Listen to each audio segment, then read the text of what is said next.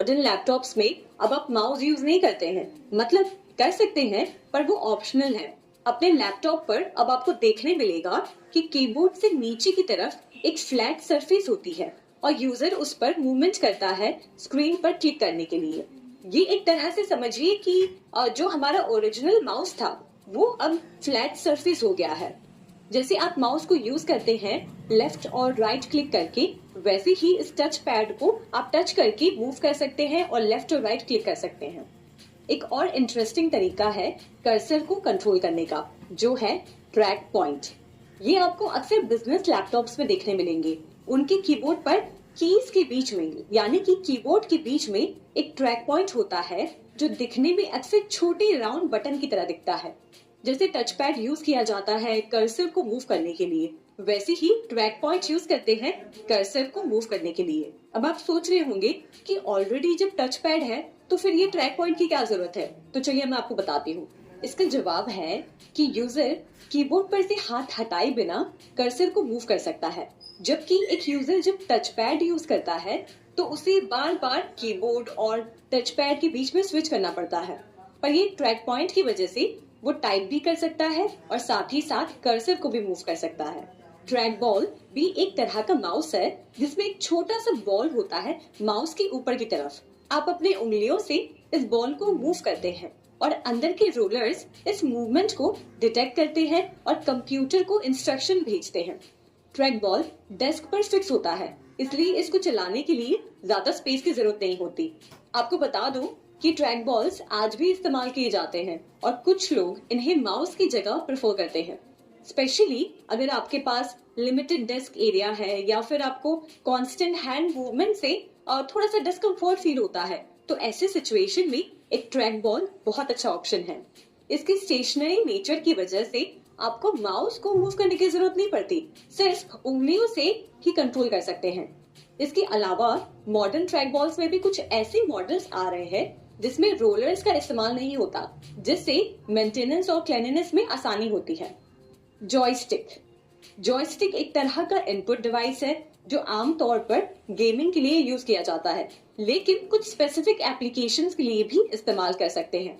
ये एक छोटा सा कंट्रोलर होता है जिसे हाथ में होल्ड कर सकते हैं और इसमें यूजुअली एक से ज्यादा बटन्स होते हैं। जॉयस्टिक में आप देखेंगे तो एक छोटा सा लीवर होता है जो ऊपर नीचे लेफ्ट राइट मूव कर सकता है। इस मूवमेंट को सेंस करके ये डिवाइस कंप्यूटर या गेमिंग कंसोल को इंस्ट्रक्शंस भेजता है। इसका बेसिक यूज गेम्स में होता है जहां आप कैरेक्टर को या किसी ऑब्जेक्ट को मूव करने के लिए करते हैं। आजकल जो मॉडर्न जॉयस्टिक्स आ रहे हैं उनमें और भी कई एडिशनल फीचर्स होते हैं, जैसे एक्स्ट्रा बटन्स आ रहे हैं, हैप्टिक फीडबैक और मोशन सेंसिंग टेक्नोलॉजी। ये एक्स्ट्रा फीचर्स कुछ स्पेसिफिक प्रोफेशंस में ही यूज होते हैं, जैसे फ्लाइट सिमुलेशन में या फिर मेडिकल मशीन्स को कंट्रोल करने में। इन शॉर्ट, जॉयस्टिक आमतौर पर गेमिंग के लिए यूज किया जाता है और कुछ स्पेसिफिक चीजों में कंट्रोल करने के काम आता है। अब यहाँ इनपुट डिवाइस में जो पॉइंटिंग डिवाइसेस की हम बात कर रहे थे वो सारा हमने कवर कर लिया है। अब आगे बढ़ते हैं और इनपुट डिवाइसेस के बारे में जानते हैं। ग्राफिक्स टैबलेट एक इनपुट डिवाइस होता है जो डिजिटल ड्राइंग और डिजाइनिंग के लिए यूज किया जाता है। अगर आपका कोई फ्रेंड डिजाइनर है तो उनसे पूछिएगा, ये वो टैबलेट जरूर यूज करते होंगे। इसकी स्क्रीन फ्लैट होती है और स्टाइलस या पेन के टच को फील करती है। इस टैबलेट पर आप डायरेक्टली डिजिटल ड्राइंग कर सकते हैं, जैसे कि आप कागज पर करते हैं। हर पेन स्ट्रोक और प्रेशर को टैबलेट सेंस करता है, जिससे डिटेलिंग और शेडिंग भी करना पॉसिबल है। ग्राफिक टैबलेट्स जनरली डिजाइनर्स और फोटोग्राफर्स यूज करते हैं और इसमें कुछ मॉडल्स में हॉट कीज और टच सेंसिटिव बटन्स भी होते हैं जो वर्कफ्लो को और भी स्मूथ बनाते हैं। इन टैबलेट्स को आप अपने कंप्यूटर से कनेक्ट कर सकते हैं। कुछ टैबलेट्स स्क्रीन के साथ भी आते हैं जिसमें आप ड्रॉ करते करते स्क्रीन पर देख भी सकते हैं। स्कैनर आपने कभी ना कभी अपना कोई डॉक्यूमेंट स्कैन करने के लिए यूज किया होगा। स्कैनर का यूज किसी भी टेक्स्ट, डॉक्यूमेंट या फोटोज को डिजिटाइज करने के लिए यूज करते हैं। स्कैनर में एक फ्लैट सरफेस होता है और लेजर टेक्निक का यूज करके किसी भी फिजिकल डॉक्यूमेंट या फोटो को डिजिटल फॉर्म में वो कन्वर्ट कर सकता है। ये स्कैनर इंफॉर्मेशन को डिजिटल फॉर्म में कन्वर्ट करके कंप्यूटर या किसी डिजिटल डिवाइस में सेव करता है।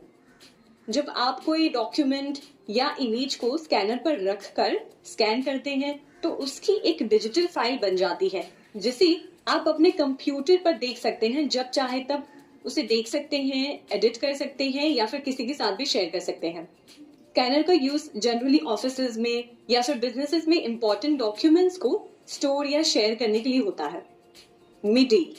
मिडी यानी कि म्यूजिकल इंस्ट्रूमेंट डिजिटल इंटरफेस एक कम्युनिकेशन प्रोटोकॉल है जो इलेक्ट्रॉनिक म्यूजिकल इंस्ट्रूमेंट्स, कंप्यूटर और दूसरे रिलेटेड डिवाइसेस के बीच में डेटा एक्सचेंज करने के लिए डिजाइन किया गया है। इस प्रोटोकॉल का इस्तेमाल म्यूजिकल इंफॉर्मेशन जैसे कि नोट्स, डायनामिक्स और कंट्रोल कमांड्स को ट्रांसमिट करने के लिए किया जाता है। मिडी डिवाइसेस म्यूजिशियंस और म्यूजिक प्रोड्यूसर्स के लिए एक बहुत ही इंपॉर्टेंट डिवाइस है, क्योंकि ये उन्हें अलग अलग इंस्ट्रूमेंट्स को कनेक्ट करके आपस में मेल रखने में मदद करता है। कंट्रोल्स जैसे कीबोर्ड, ड्रम पैड्स, नॉब्स और फेडर्स आते हैं जो फिजिकल इंटरैक्शन के जरिए मिडी सिग्नल्स जनरेट करते हैं। ये सिग्नल्स फिर मिडी कंपैटिबल इंस्ट्रूमेंट्स और सॉफ्टवेयर को कंट्रोल करने में इस्तेमाल होते हैं। मिडी डिवाइसेस के फ्लेक्सिबल कनेक्टिविटी ऑप्शंस जैसे कि मिडी केबल्स, यूएसबी या ब्लूटूथ म्यूजिशियंस को अपने इंस्ट्रूमेंट्स को आसानी से इंटीग्रेट करने और एक दूसरे के साथ कनेक्ट करने में हेल्प करते हैं। म्यूजिक प्रोडक्शन इंडस्ट्रीज में आर्टिस्ट के बीच में ये डिवाइस बहुत यूज होता है। बैंक्स चेक्स को प्रोसेस करने के लिए मैग्नेटिक इंक कैरेक्टर रिकग्निशन यानी कि शॉर्ट में समझे तो MICR टेक्नोलॉजी का यूज करते हैं। जब आप एक चेक लिखते हैं तो आप पेन का इस्तेमाल करते हैं, लेकिन चेक्स की एक स्पेसिफिक एरिया में जिसे MICR लाइन कहते हैं, कुछ कैरेक्टर्स मैग्नेटिक इंक में लिखे जाते हैं। ये कैरेक्टर्स कुछ स्पेशल फॉन्ट्स में ही डिजाइन किए गए होते हैं, जिसे सिर्फ एक मशीन ही रीड कर सकता है। चलिए एक एग्जाम्पल के जरिए इसको समझते हैं। इमेजिन करिए आप बैंक में हैं और एक चेक डिपॉजिट करने के लिए आए हैं। वहां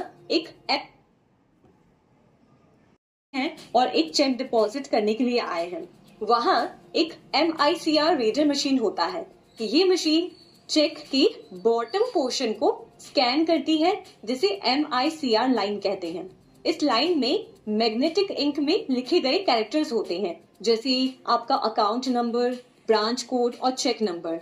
इस MICR टेक्नोलॉजी के इस्तेमाल से मशीन जल्दी और सही चेक की इंफॉर्मेशन को पढ़ लेती है। इससे एरर्स कम होते हैं और ट्रांजैक्शंस सिक्योर बनते हैं। तो जब आप अपने चेक को बैंक में डिपॉजिट करते हैं, वो मशीन MICR लाइन को पढ़कर आपके अकाउंट की डिटेल्स को आइडेंटिफाई करती है और ट्रांजैक्शंस को स्मूथली प्रोसेस करती है। इस तरह MICR टेक्नोलॉजी चेक्स की प्रोसेसिंग को और एफिशिएंट और सिक्योर बना रही है। आपने OMR शीट सुना होगा। हम जिस पेज